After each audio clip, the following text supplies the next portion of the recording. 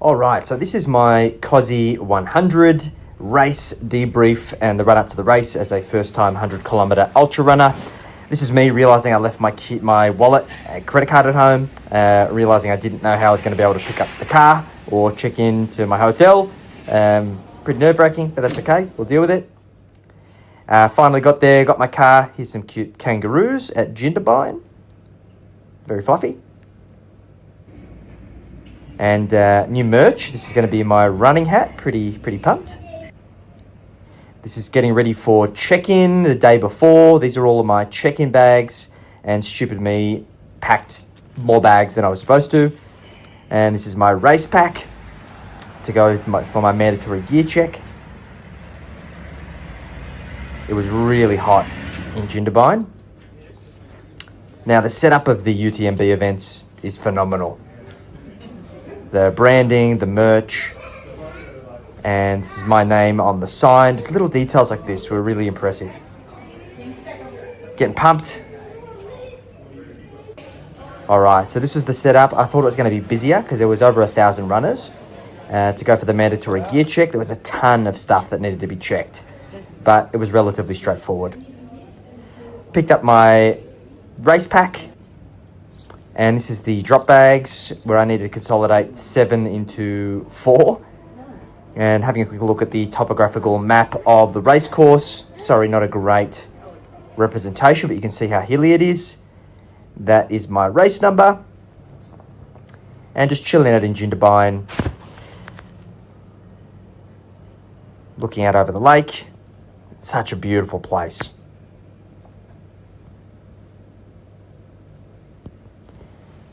And tried my pack on, made sure that everything fits well. It was heavy, but it worked out pretty well. And now this is my hydration. I had a bit of an IT band flare up, so I'm getting electrolytes, pomegranate juice, coconut water, and some fruit to start my carb loading. And it really helped. And then best carb loading, spaghetti bolognese. Delicious. And got an early night because I had to be up at 4 a.m. Pretty knackered. All right, we're packed. We're ready. Race day.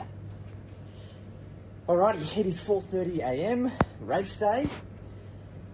Ready to go. We're all packed. We're all dressed.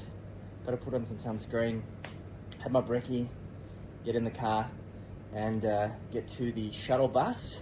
It's going to be a big day. I'm going to be awake for over 24 hours. So, rested.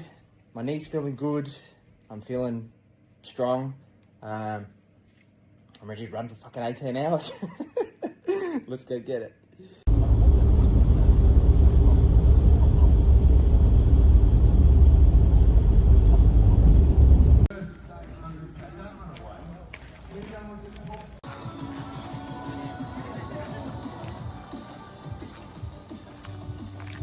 As per what's been communicated to you so far in regard to this, we marshals ask you or the checkpoint teams ask you to check in here, please do so. What's up? I love your work. Say what? I'm writing.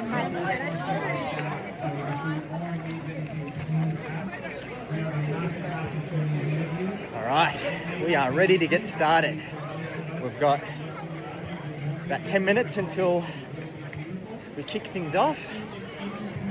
Get to the back of the pack where I belong, where all the slow people are. Excited, feeling good. Let's get it. If you do hear instructions from our team, please obey those instructions. If there are changes that need to be made, we're doing so in the safety. The 100K here this weekend. We sent out the milers this morning at 3:30 a.m. Martin and I.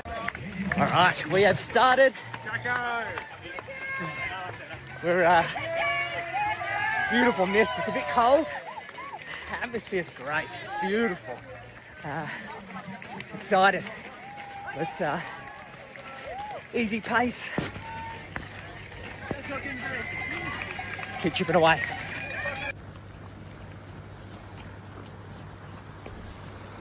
The scenery of the course was just beautiful. It was such an amazing, tranquil place to run. And this is my run crew that we started with. Now, it was pretty packed and was pretty slow going for the beginning. Now, these are the famous cheese graters. It was horrible. If you fell, you're having a bad day. Pretty slow time to start just because of the congestion on the trails. As you can see, there was no way to overtake on these cheese graters. And the day started beautiful. Alrighty, we are 12k in, hour 50. Feeling good, feeling strong. Sun's coming out. Yeah, I'm filming. We're on the cell train all the way to the finish. Feeling good. But we've got about 4k, I think, into the next checkpoint. As you can see, the storms were starting to come overhead. Alrighty, so we are a bit over 15k. We are making our approach towards the first checkpoint, Charlotte's Pass. Feeling good. We set a good pace. Feeling fresh. The girls are paying me out with sorry, Miss Jackson. Whatever keeps the spirits high. All right, checkpoint 1 is done. We are 2.5 hours in. Let's get stuck back in. Feeling good, feeling strong. Let's make a move.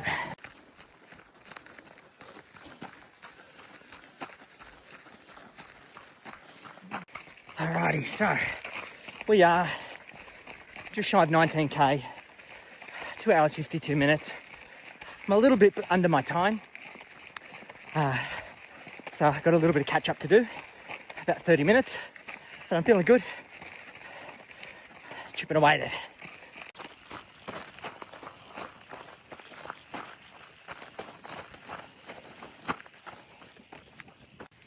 Alright, we are at the Snowy River, 23 k's, feeling good. 3.5 hours. I've got an hour to get to the next checkpoint to keep on time. I'm a bit behind, but I'll catch it up.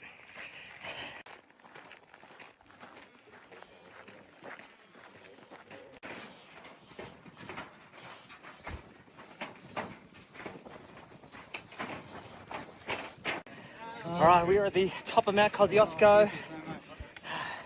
Feeling good. Hopefully a bit of downhill now and make up some of that time. So let's get it.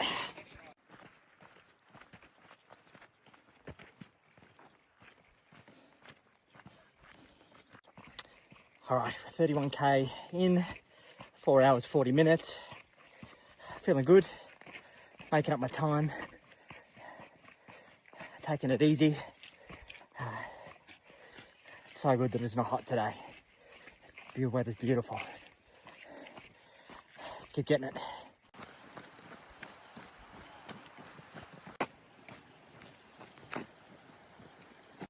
Look at this crossing, far out.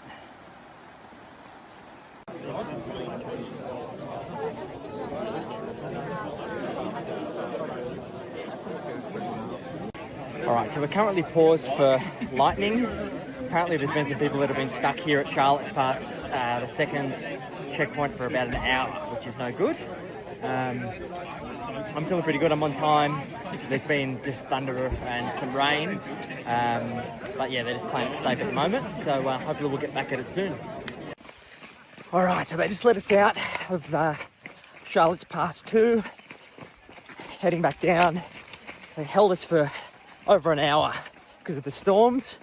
So they've rerouted the course a little bit. And we're back at it. So hopefully we don't get stopped again. Can get going because it's nothing worse than just cooling down. I was finding a rhythm 40 k's in. At least they didn't call it. So let's make up some time. All right, just past the 50k mark. I am sitting at,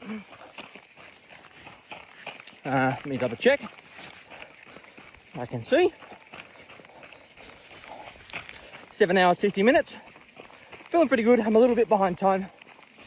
That weather stop took the wind out of the sails, but look at this. Gorgeous. What a spot. Living the dream. About halfway. All right, so it's been torrentially raining for hours. Currently just got into Nagiro campground. It's 85 Ks. It's currently 9:30 and I'm 13 and a half hours in. Luckily, I got a little bit of a fire here, so just trying to warm up and dry off a little bit. Have a little bit of food and then keep at it. I think I'll see you guys at the end. All right, we're done.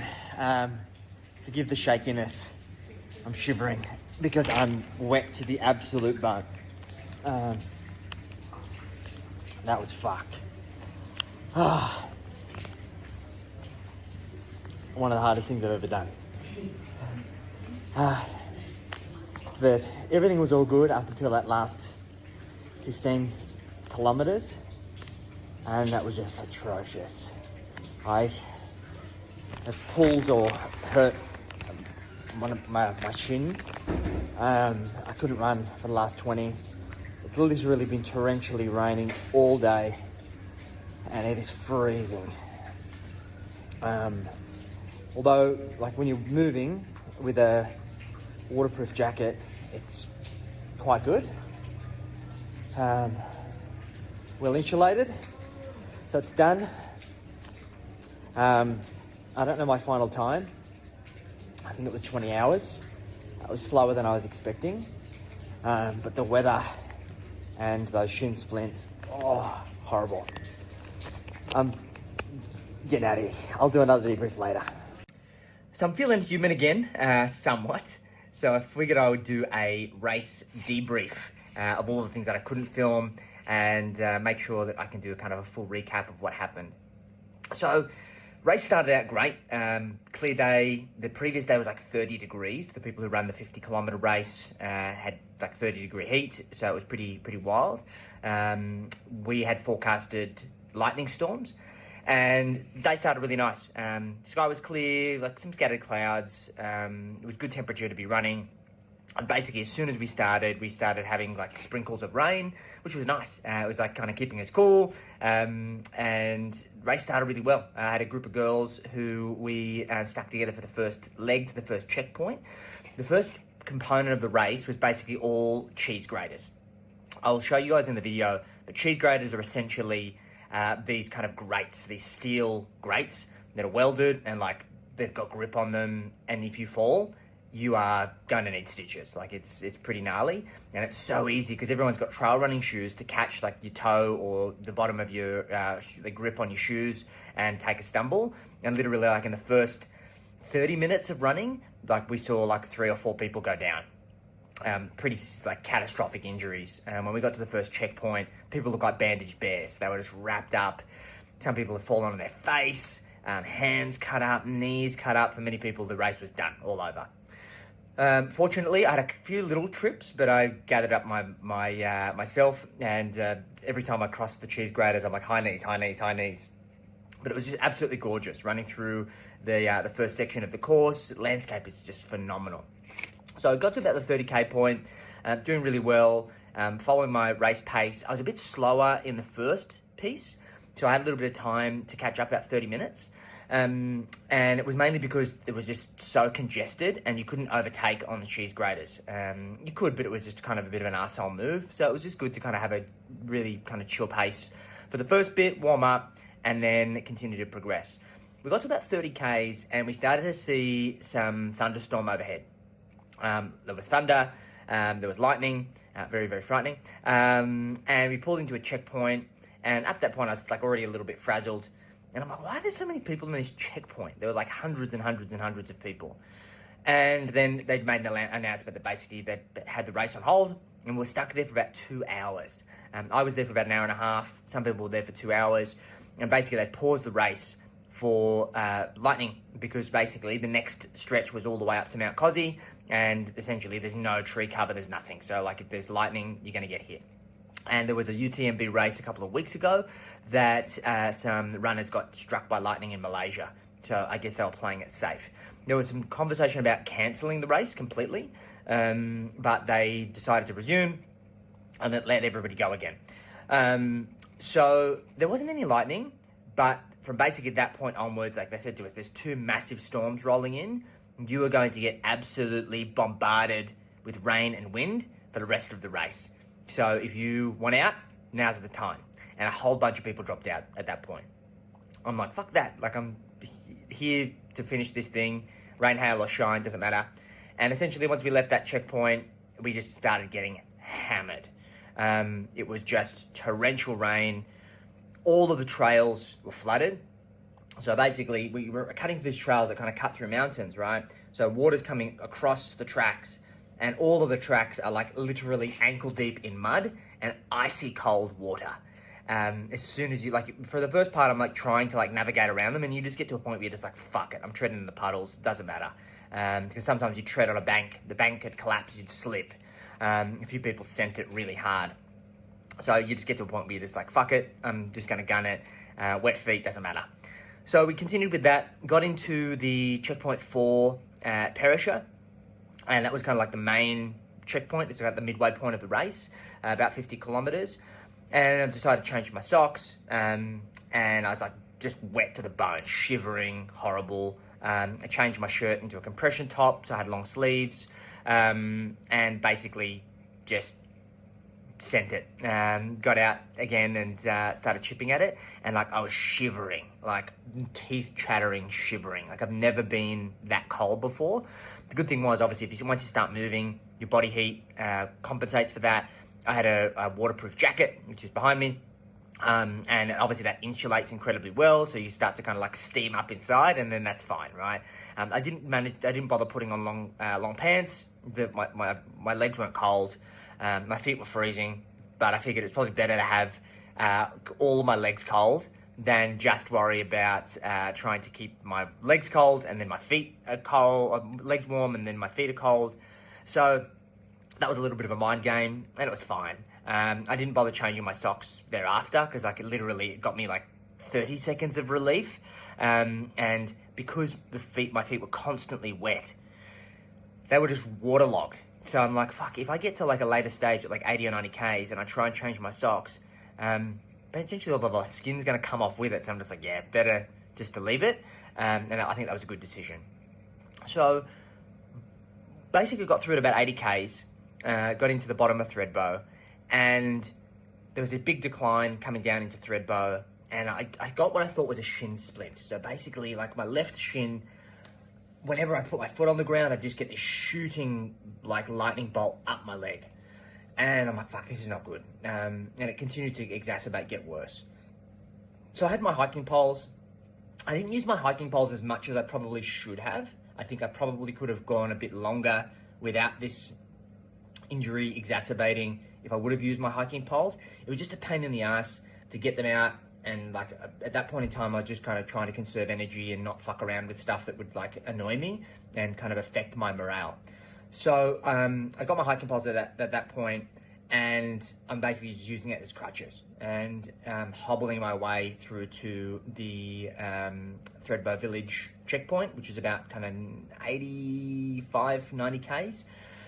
Managed to get there and was surprised by some friends of mine, Mark and Natalie Atkinson. Mark ran the 50 kilometre the day before, and they were there. It was like midnight, and they helped me out, got my checkpoint bags, helped me get some food, refilled my water and all of that kind of stuff. It was really, really helpful, and just allowed me to kind of sit there for 10 minutes and just kind of warm up a little bit in front of the gas heater. Just to kind of get myself into the right mindset for that last leg of the race. So essentially, the last leg of the race from like, I think it's 90 kilometers through to the finish, which they say it's 106.5. My watch told me it was 111, is up to what's called Eagle's Nest, which is about 1,000 meters of elevation. And it is steps, like wooden dirt steps that you see in a national park where they use rebar to hold a piece of wood in place and then they backfill it with dirt. But because it was so wet, all of the steps were mud. So if you stepped into the step, your foot disappeared. And then you get stuck and have to try and pull it out. So with my shin, which I now think is a stress fracture, just the pain is excruciating. And for basically 30 kilometers, that's what I had to deal with. Going up the stairs wasn't too bad, but it was like deciding between using my crutches, like using my hiking poles as a crutch, trying to put my left foot up, and then having to bear my weight on it through this stress fracture, or put my right leg up, but then have to bend my ankle, which then tensed the shin muscle and caused exactly the same pain. So at that point, I'm just like, fuck it, it doesn't make any difference. Just send it. Going up wasn't too bad. When we got to the top of Eagle's Nest, the wind was like gale force. It was foggy, you couldn't see a meter in front of your face, and rain was coming in sideways, like blinding you. It was like this stinging rain. And going across the cheese graters up there, it was pushing me off the track. So I had to use my hiking poles as like anchors to stop myself from falling off the track. Crazy. And then once you get to the top of that 1,000 meters of elevation, then you've got to do the same thing down the other side, which is even steeper. And I was just spent. So I think my average race pace for the first bit was like 8-minute kilometers. And that last section from the top of Eagle's Nest down to the finish line was about 16-minute kilometers. So it was literally like a hobbling pace. It was just very, very slow going. And it was interesting, the mind games going through, like, obviously I had my watch, but I was trying not to look at it too much, because I find when I look at it, I'm like, fuck, I've got that long to go. So like in my head, I'd be like, okay, I think I've got this long to the next checkpoint. At my current pace, it's probably going to take me this amount of time. And then there was like incremental markers, and the markers were always saying further than what I thought. And I'm like, fuck, that's going to take me another hour or another 2 hours. And it was interesting, the mind games. Look, I had a few fleeting thoughts of quitting, particularly at that kind of 80 kilometer plus mark. But I'm like, is there a way that I could hail somebody to pick me up and drop me at the finish line? Is there a way that I could take a shortcut? And of course, I'd never do it. But like, these are things that you do when you're in these kind of like excruciating, horrible situations. And I'm like, no, these are not options. Like, quitting is not an option, because sure, I'm in pain now. I'm not going to die. Like, even if my leg is fractured, like, what's the worst that's going to happen, right? If I have to crawl my way to the finish line, I've got 27 hours to do it. Like, I'm not going to die. Like, yeah, sure, there's element exposure, but like, I had lots of clothes. I was well insulated. I had lots of water, had food. I wasn't concerned about any of that. So I'm like, I'm not going to die. I can just take my time, and sure, it's excruciating, but it's temporary. But the thought of quitting and having to think back on that forever was just something that I wasn't prepared to accept. So I pushed on and ended up getting the race done in 19 hours and 4 minutes, I believe. So out of the whole race, I think it was about 950 competitors, 195 dropped out. Many of those were at the 80 kilometer mark, so at the bottom before going to Eagle's Nest, and then at the top of Eagle's Nest. So that was pretty interesting. And then out of all of the competitors, I think I finished at 253rd, and I think I was 45th in my bracket. So that was pretty exciting. I'm proud of myself. I'm definitely worse for wear, so there's going to be a bit of recovery, and I'm not super excited about the next run, to be honest, but I'm 100% certain that I'm going to do it again. So now, hopefully this inspires you guys to get out there and just do hard shit. See what you're made of. See how you respond under these high pressure environments, and use those lessons to improve how you show up in the world and in your business. I certainly got a lot of value from the experience, mainly just the level of support that I had from complete strangers, from family, from friends, like my mum, who stayed up all night watching the updates on the app, making sure that I was okay, sending me text messages whenever I got to a checkpoint, because she knew I'd check my phone. My friends, Mark and Natalie, who surprised me with helping me at a checkpoint, like it helped so much. Just the strangers that I met on the trail, who were great support, like great pacers, helped me continue to push on. My partner Anna, who has been always supportive of my crazy ideas and is at home taking care of all of the animals at the moment to allow me to go do this stuff. Glenn, who is my mentor running and who's volunteered so much time and support to help me navigate my racing and running journey, and obviously all of my other friends who helped me with my injuries and things like that. So I'm super appreciative and looking forward to getting stuck back in for the next adventure. Catch you guys.